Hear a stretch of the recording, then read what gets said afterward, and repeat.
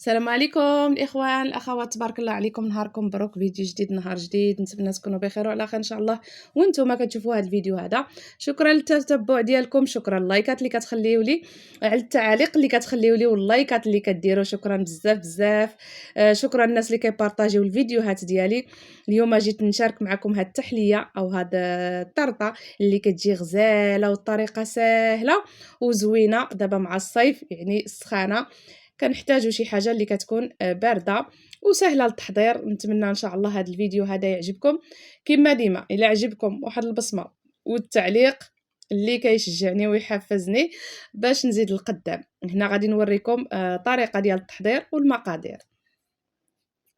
هنا كنحتاج باش ندير الكيك، عندي نصف كاس ديال السكر، عندي هنايا نصف كاس الا ربع ديال كاس الا ربع ديال الحليب، كاس ديال الدقيق، عندي واحد الخميره اللي غادي ندير النص ديالها نتاع 15، ندير النص ديالها، وواحد البيضه.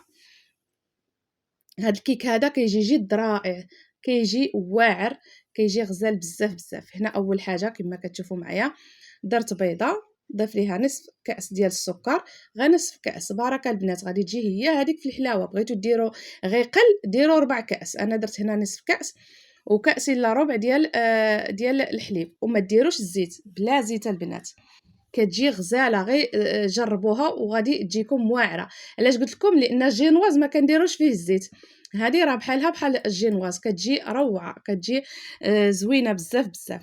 هنا كنخلط كما كتعرفوا السكر والبيض مزيان مع الحليب، وكنبقى نضيف الدقيق كما كتشوفوا معايا. عندي هنا كاس ديال الدقيق، غير كاس ديال الدقيق بركه. كنخلطو مزيان مزيان يعني الخليط ديالنا، وغيجينا الخليط اللي غنحصلوا عليه غادي يجينا بحال الخليط ديال البغرير كما غادي تشوفوا معايا هنايا. ضروري لان هذا الكيك هذا او الجينواز غادي يجينا رقيق، يعني دغيا غادي يطيب، ماشي غادي يكون يعني عالي اللي كيدي لنا الوقت ويبقى لنا يعني من الداخل ما يطيبش. هذا راه غادي يجي هو هذاك. المهم غير تبعوا المقادير وديروا الطريقه ديال التحضير وغادي ينجح معكم. هنا راني ضفت نصف حشاصي ديال الخميره ديال الحلوه، وانتم الا عندكم ديال 7 غرام اولا 8 غرام من الاحسن ديروها. انا هنا راني عارفه العبار لان مولفه كنخدم بهذا العبار هذا نتاع الخميره، يعني عارفه العبار اللي كندير ملي كنقص بالخميره. وانتم كما قلت لكم ديروا 7 غرام اولا 8 غرام، غير بحال بحال. هنايا الخليط كنتحصل عليه هكا كما كنوريه لكم، كما كنخلطوا البغرير، يعني يكون ما يكونش قاصح. هنا فاش غادي نخوي في الصينيه غادي تشوفوا يعني الخليط ديالو كيفاش يعني داير. شوفوا معايا الخليط كيجا بحال ديال البغرير، فاش كنهزوا البغرير وكنديروا يعني في المقلاة هكاك خصو يكون. الفران راه عندي مشعول من قبل اللي درتو على 250، غادي نرجعو على 180 غير من التحت حتى كطيب ليا، ونشعل لها شويه من الفوق شويه تحمر، لان ما تكون المهم يكون طايب عندنا الجينواز واخا ما محمرش. هنا غادي ندوز للكريمه اللي عندي كاس. هاد الكاس هذا اللي فيه بحال كاس ونص ديال العنبه اللي نتاع الشاي اللي كنشربوا به اتاي.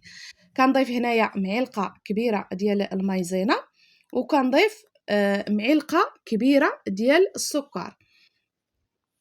هاد العبار بالنسبه للعبار ديال الكاس ديال العنبه كاس ونص ديال اللتشين، يعني ديال عصير ديال الليمون او اللتشين كما كتسميوه، الليمون او اللتشين. وديروا معلقه مايزينا، معلقه ديال السكر، وكنخلطوهم مزيان مزيان ونديروهم فوق النار. هنا كنتحصلوا على كريمه على هاد الشكل هذا كما كتشوفوا. ما خصهاش تجينا قاصحه الكريمه، خصها فاش نديروها تكون شويه جاريه ديك الكريمه، ما تكونش قاصحه هكا. هاد التحليه هذه هكا كتنتكل، ما تكونش يعني ديك الكريمه عقده بزاف. هنا الكيك ها هو جبدته من الفران كما كتشوفوا معايا. وهذيك الكريمه راني درت لها واحد شويه نتاع الملون، غير شويه نتاع ديال الحلوه اللي باش يعطيني اللون زوين، لان فاش كنديروا المايزينا يعني كيمشي داك اللون ديال اللتشين، عصير الليمون او اللتشين كيمشي له داك اللون. انا ضفت له واحد شويه. هنا عندي الفريز كما كتشوفوا اللي قطعته من التحت، قلعت داك الوريقات اللي كيكونوا من التحت وساويته باش من نحطهم يجيوني فحال فحال، يعني ما يجيش هكا وحده طالعه وحده هابطه. وكنستفهم هنايا. فجبت هذا المول هذا، يمكن لكم تخليوه غير في ديك الصينيه اللي عندكم دائريه اللي فاش درت انا، يمكن لكم ديروا هكا. المهم انا راني حيدتها من الاخر ودرتها هنا، بغيت نديرها في الطبق هذا. وكنستف هكا كما قلت لكم، كنستف الفريز. كتجي غزاله وكتجي زوينه هاد التحليه، فاش كنديروها تبرد كتجي جد رائعه. كما قلت لكم الكريمه ما خصهاش تكون يعني عاقده بزاف، داك العبار اللي عطيتكم هو اللي غادي تجيكم الكريمه شويه بحال سائله، وانتم خصها هكذاك تكون باش تجي زوينه. ولكم الاختيار، يمكن لكم ديروها يعني الا بغيتوها عاقده وثقيله ديروها، غير هي هاد التحليه هذه كتجي هكاك يعني كتجي روعه، كتجي غزاله. هنا كنخوي من الفوق كما كتشوفوا هذا كريمه ديال الليمون او اللتشين. راه باقا عندي سخونه هاد الكريمه هادي، لان علاش؟ باش تهبط مع داك الكيك اللي درت من التحت باش يرطب ويجي زوين.